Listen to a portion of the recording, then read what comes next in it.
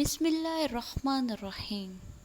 شروع اللہ تعالیٰ کے نام سے جو بڑا مہربان نہایت رحم کرنے والا ہے۔ سورۃ الاخلاص۔ الاخلاص اس سورت کا محض نام ہی نہیں ہے بلکہ اس کے مضمون کا عنوان بھی ہے، کیونکہ اس میں خالص توحید بیان کی گئی ہے۔ قرآن مجید کی دوسری صورتوں میں تو بالعموم کسی ایسے لفظ کو ان کا نام قرار دیا گیا ہے جو ان میں وارد ہوا ہو، لیکن اس سورہ میں لفظ اخلاص کہیں بھی وارد نہیں ہوا۔ اس کو یہ نام اس کے معنی کے لحاظ سے دیا گیا ہے۔ جو شخص بھی اس کو سمجھ کر اس کی تعلیم پر ایمان لے آئے گا وہ شرک سے خلاصی پا جائے گا۔ قل هو اللہ احد، آپ کہہ دیجئے کہ وہ اللہ ایک ہی ہے۔ اس حکم کے اولین مخاطب تو رسول صلی اللہ علیہ وآلہ وسلم ہیں، کیونکہ آپ ہی سے سوال کیا گیا تھا کہ آپ کا رب کون اور کیسا ہے، اور آپ ہی کو حکم دیا گیا کہ اس سوال کے جواب میں آپ یہ کہیں۔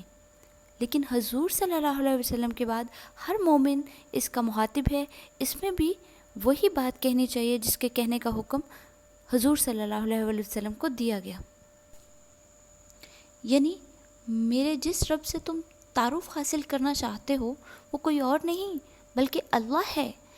یہ ان سوال کرنے والوں کی بات کا پہلا جواب ہے، اور اس کا مطلب یہ ہے کہ میں کوئی نیا رب لے کر نہیں آ گیا ہوں جس کی عبادت دوسرے سب معبودوں کو چھوڑ کر میں تم سے کروانا چاہتا ہوں، بلکہ وہ وہی ہستی ہے جس کو تم اللہ کے نام سے جانتے ہو۔ اللہ عربوں کے لیے کوئی اجنبی لفظ نہ تھا، قدیم ترین زمانے سے وہ خالق کائنات کے لیے یہی استعمال کر رہے تھے، اور اپنے دوسرے معبودوں میں سے کسی پر بھی اس کا اطلاق نہیں کرتے تھے۔ دوسرے معبودوں کے لیے ان کے ہاں الہ کا لفظ رائج تھا۔ پھر اللہ کے بارے میں ان کے جو عقائد تھے ان کا اثار اس موقع پر خوب کھل کر ہو گیا تھا جب ابرہہ نے مکہ پر چڑھائی کی۔ اس وقت خانہ کعبہ میں 360 الہوں کے بت موجود تھے، مگر مشرکین نے ان سب کو چھوڑ کر صرف اللہ سے دعائیں مانگیں کہ وہ اس بلا سے ان کو بچائے۔ گویا وہ اپنے دلوں میں اچھی طرح جانتے تھے کہ اللہ کے سوا کوئی اس نازک وقت میں ان کی مدد نہیں کر سکتا۔ کعبے کو بھی وہ ان الہوں کی نسبت سے بیت الالہہ نہیں بلکہ اللہ کی نسبت سے بیت اللہ کہتے تھے۔ قرآن میں جگہ جگہ یہ بتایا گیا ہے کہ اللہ تعالیٰ کے بارے میں مشرکین عرب کا عقیدہ کیا تھا۔ مثال کے طور پر احرف کی آیت نمبر 87 میں ہے، اگر تم ان سے پوچھو کہ انہیں کس نے پیدا کیا ہے تو یہ ضرور کہیں گے اللہ نے۔ سورہ عنکبوت پہ ہے، اگر تم ان سے پوچھو کہ آسمانوں اور زمین کو کس نے پیدا کیا ہے اور چاند اور سورج کو کس نے مسخر کر رکھا ہے تو یہ ضرور کہیں گے کہ اللہ نے۔ اور اگر تم ان سے پوچھو کہ کس نے آسمان سے پانی برسایا اور اس کے ذریعے سے مردہ پڑی ہوئی زمین کو جلا اٹھایا تو یہ ضرور کہیں گے کہ اللہ نے۔ ان آیات کو نگاہ میں رکھ کر دیکھیں کہ جب لوگوں نے پوچھا کہ وہ تمہارا کون ہے اور کیسا ہے جس کی بندگی و عبادت کی طرف تم ہمیں بلاتے ہو، تو انہیں جواب دیا گیا هو اللہ، وہ اللہ ہے۔ اس جواب سے خود بخود یہ مطلب نکلتا ہے کہ جسے تم خود اپنا اور ساری کائنات کا خالق، مالک، رازق، مدبر و منتظم مانتے ہو، اور سخت وقت آنے پر جسے دوسرے سب معبودوں کو چھوڑ کر مدد کے لیے پکارتے ہو، وہی میرا رب ہے اور اسی کی بندگی کی طرف میں تمہیں بلاتا ہوں۔ اس جواب میں اللہ تعالیٰ کی تمام صفات کمالیہ آپ آ جاتی ہیں، اس لیے کہ یہ پھر جو سوالات مشرکین اور اہل کتاب نے رسول صلی اللہ علیہ وسلم سے آپ کے رب کے بارے میں کیے تھے، ان کو نگاہ میں رکھتے ہوئے دیکھیے کہ هو اللہ کہنے کے بعد احد کہہ کر ان کا جواب کس طرح دیا گیا ہے۔ اولا اس کے معنی یہ ہیں کہ وہی اکیلا رب ہے، کسی دوسرے کی ربوبیت میں کوئی حصہ نہیں ہے، اور چونکہ الہ میں معبود وہی ہو سکتا ہے جو رب، مالک، پروردگار ہو، اس لیے الوحیت میں بھی کوئی اس کا شریک نہیں۔ اللہ الصمد، اللہ تعالیٰ بے نیاز ہے۔ یہ قرآن کریم کے لفظ الصمد کا ترجمہ کیا گیا ہے۔ اس لفظ کا مفہوم بھی اردو کے کسی ایک لفظ سے ادا نہیں ہو سکتا۔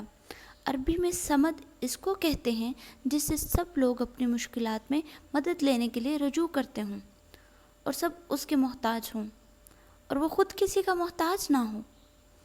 عام طور سے اختصار کے پیش نظر اس لفظ کا ترجمہ بے نیاز کیا جاتا ہے، لیکن وہ اس کے صرف ایک پہلو کو ظاہر کرتا ہے کہ وہ کسی کا محتاج نہیں ہے، لیکن یہ پہلو اس میں نہیں آتا کہ سب اس کے محتاج ہیں۔ اس لیے یہاں ایک لفظ سے ترجمہ کرنے کی بجائے اس کا پورا مفہوم بیان کیا گیا ہے۔ لم یلد ولم یولد، نہ اس سے کوئی پیدا ہوا نہ وہ کسی سے پیدا ہوا۔ مشرکین نے ہر زمانے میں خدائی کا یہ تصور اختیار کیا ہے کہ انسانوں کی طرح خداؤں کی بھی کوئی جنس ہے جس کے بعد بہت سے افراد ہیں اور ان میں شادی، بیاہ، توالد و تناسل کا سلسلہ چلتا ہے۔ اس جاہلانہ تصور سے انہوں نے اللہ رب العالمین کو بھی پاک اور بالاتر نہیں سمجھا اور اس کے لیے بھی اولاد تجویز کی۔ چنانچہ اہل عرب کا یہ عقیدہ قرآن مجید میں بیان کیا گیا کہ وہ فرشتوں کو اللہ تعالیٰ کی بیٹیاں قرار دیتے ہیں۔ انبیاء علیہ السلام کی امتیں بھی اس جہالت سے محفوظ نہ رہ سکیں۔ ان کے ہاں بھی کسی بزرگ انسان کو اللہ تعالیٰ کا بیٹا قرار دینے کا عقیدہ پیدا ہو گیا۔ ان مختلف توہمات میں دو قسم کے تصورات ہمیشہ خلط ملط ہوتے رہے ہیں۔ بعض لوگوں نے یہ سمجھا کہ جن کو وہ اللہ تعالیٰ کی اولاد قرار دے رہے ہیں وہ اس ذات پاک کے نسبی اولاد ہیں، اور بعض نے یہ دعویٰ کیا کہ جس کو وہ اللہ کا بیٹا کہہ رہے ہیں اسے اللہ نے اپنا متنبی بنایا ہے، اگرچہ ان میں سے کسی کی یہ جرت نہیں ہوئی کہ معاذ اللہ کسی کو اللہ کا باپ قرار دیں۔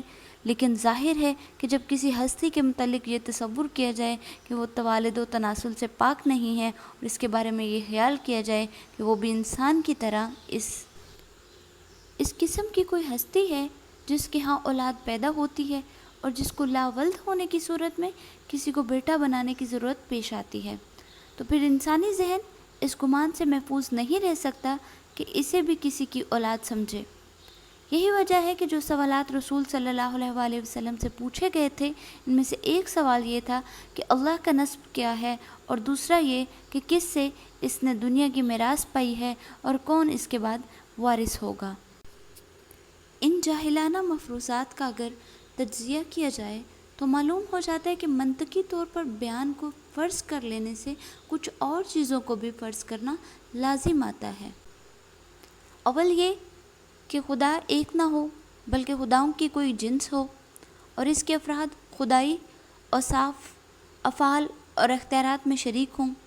یہ بات خدا کی صرف نسبی اولاد فرض کر لینے ہی سے لازم نہیں آتی بلکہ کسی کو متنبی فرض کرنے سے بھی لازم آتی ہے، کیونکہ کسی کا متنبی لا محالہ اس کا ہم جنس ہی ہو سکتا ہے، اور جب معاذ اللہ وہ خدا کا ہم جنس ہے تو اس سے انکار نہیں کیا جا سکتا کہ خدائی کے اوصاف بھی رکھتا ہے۔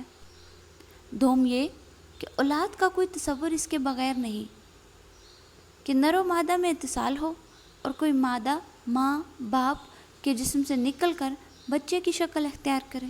بس اللہ کے لیے اولاد فرض کرنے سے یہ بھی لازم آتا ہے کہ وہ بذات خود معاذ اللہ فانی ہو اور باقی رہنے والی چیز خداؤں کی نسل ہو، نہ کہ ذات خدا۔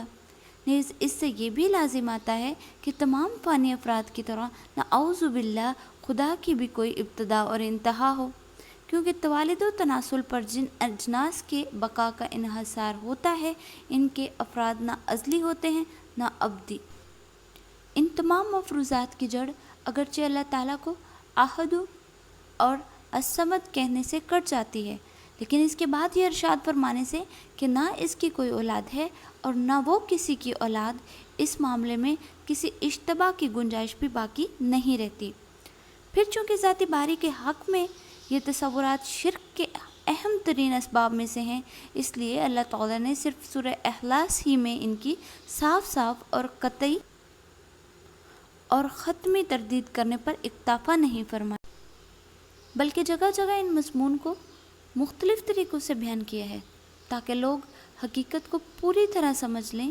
مثال کے طور پہ سورہ نساء آیت نمبر 171 اللہ تعالیٰ فرماتا ہے انما اللہ الہ واحد سبحانہ ان یکون لہ ولد لہ ما فی السماوات وما فی الارض، اللہ تو بس ایک ہی خدا ہے، وہ پاک ہے اس سے کہ کوئی اس کا بیٹا ہو۔ جو کچھ آسمانوں میں ہے اور جو کچھ زمین میں ہے سب اس کی ملکیت ہے۔ اس کے علاوہ سورہ الصفات میں اللہ تعالیٰ فرماتا ہے، خوب سن رکھو، یہ لوگ دراصل اپنی من گھڑت سے یہ بات کہتے ہیں کہ اللہ اولاد رکھتا ہے، فی الواقع یہ قطعی جھوٹے ہیں۔ ان آیات میں ہر پہلو سے ان لوگوں کے عقیدے کی تردید کر دی گئی ہے کہ جو اللہ کے لیے نسبی اولاد یا متنبی بنائی ہوئی ہے اولاد تجویز کرتے ہیں، اس کے غلط ہونے کے دلائل بھی بیان کر دیے گئے ہیں۔ یہ اور اسی مضمون کی دوسری بہت سی آیات جو قرآن مجید میں سورہ اخلاص کی بہترین تفسیر ہیں۔ وَلَمْ يَقُلْ لَهُ كُفُوًا أَحَدٌ، اور نہ کوئی اس کا ہمسر ہے۔ اصل میں لفظ کفو استعمال ہوا ہے جس کے معنی ہے نظیر، مشابہ، مماثل، ہم مرتبہ، مساوی۔ نکاح کے معاملے میں کف کا لفظ ہماری زبان میں بھی استعمال ہوتا ہے، اور اس سے مقصود یہ ہوتا ہے کہ لڑکا اور لڑکی معاشرتی حیثیت سے برابر کی جوڑ ہوں۔ بس اس آیت کا مطلب یہ ہے کہ ساری کائنات میں کوئی نہیں ہے، نہ کبھی تھا، نہ کبھی ہو سکتا ہے جو اللہ کے مانند یا اس کا ہم مرتبہ ہو، یا جو اپنی صفات، افعال اور اختیارات میں اس سے کسی درجہ میں بھی مشابہت رکھتا ہو۔ صدق اللہ العظیم۔